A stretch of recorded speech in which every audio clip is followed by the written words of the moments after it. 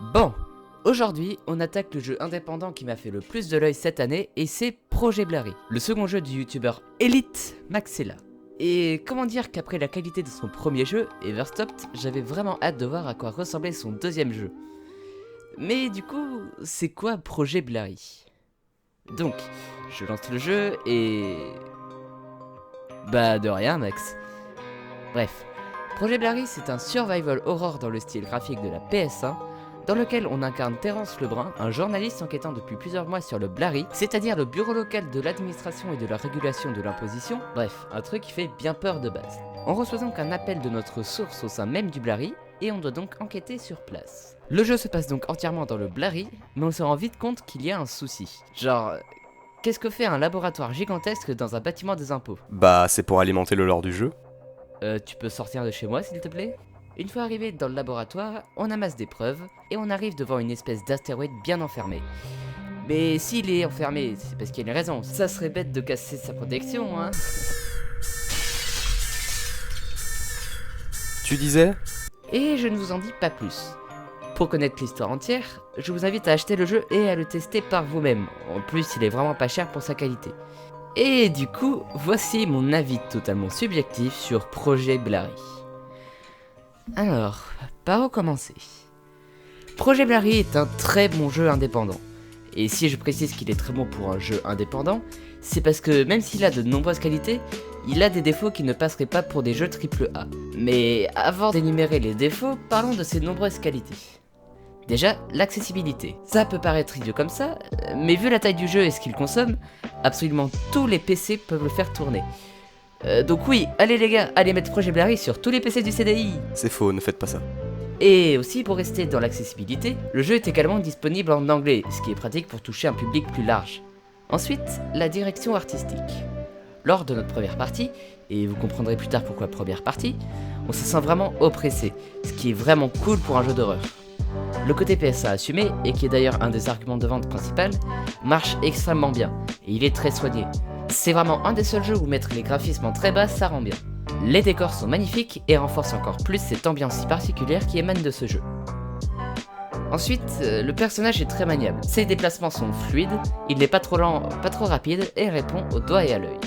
Et un des autres arguments de vente, c'est les nombreuses fins disponibles. En effet, il y a 4 fins différentes, toutes plus originales les unes que les autres, et elles allongent vraiment la durée de vie du jeu, puisqu'en effet, le jeu se finit en 2 heures max si on est vraiment lent. Mais bon, assez parlé des qualités, parlons maintenant de ses défauts. Et d'ailleurs, tous les défauts que j'énumère ici ne sont pas faits pour détruire le jeu et son créateur, mais justement pour être pris en compte et peut-être pouvoir améliorer le jeu dans de futurs patchs. Alors, par où commencer? Ah oui, les bugs. Le problème d'être seul à développer un jeu, c'est que tu fais le jeu à ta façon. C'est impossible d'anticiper toutes les actions de tous les joueurs. Et c'est pour ça que de nombreux bugs sont là à la sortie, dont la plupart ne sont pas vraiment majeurs. Et voici quelques bugs que j'ai pu trouver dans mon gameplay. Et d'ailleurs, attention, il y aura du spoil dans cette partie. Au début du jeu, quand on arrive dans la maison, les pièces sont aléatoires. Et ce n'est pas un bug. Mais ce que je pense être un bug, c'est le fait qu'il y ait une infime proportion de chances de tomber sur une pièce noire. Et si on a le malheur d'y entrer, on tombe dans l'infini. Ensuite, après avoir récupéré les armes dans l'armurerie, si on se fait tuer, on n'aura plus les armes sur nous. Mais je vous rassure, même si au début je pensais que c'était un softlock, il suffit juste d'aller reparler à Anthony. Et enfin, un bug majeur qui détruit totalement le jeu. C'est tout simplement qu'il n'y a pas de collision avec les toilettes. Il y a également pas mal de bugs d'animation, de texture, mais qui ne gâchent pas du tout le plaisir de jeu. Bon, j'en ai fini avec les bugs. Maintenant, parlons gameplay. La lampe de poche est inutile. Max a déjà répondu à ce défaut en disant que c'était dû à notre écran. Mais dans ce cas-là, il faudrait faire un bouton de contraste, pour qu'on puisse le régler en fonction de notre écran. Mais après, aucune idée de si c'est simple ou non à implémenter. Ensuite, le jeu est très labyrinthique. C'est pas un énorme défaut en soi. Et c'est vrai qu'avec les jeux récents, on a tendance à trop être pris par la main avec une map et des niveaux linéaires. Mais c'est vrai qu'au début, j'avais beaucoup de mal à me repérer. En même temps, mec, t'as réussi à te perdre dans un hochon. Et c'est à peu près tout pour les défauts qui m'ont dérangé. Après, je chipote vraiment parce que le jeu reste vraiment très bon. Et donc, est-ce que je vous conseille Projet Blary? Absolument. Pour le prix d'un kebab plus canette, vous avez minimum 2 heures de jeu dans un univers soigné, intriguant et très intéressant. Et vraiment, pour un premier jeu fait en solo, c'est du très très bon boulot. Et si vous doutez encore par rapport à son achat, ou que vous n'avez pas les moyens pour l'acheter, j'organise un concours sur mon serveur Discord pour gagner une copie du jeu.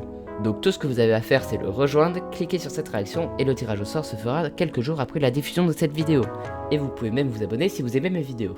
Non, c'est lourd ça par contre. C'est à peu près tout ce que j'avais à dire sur le jeu. Peut-être un truc à rajouter, Louis? Non, pas du tout. Ok, couper.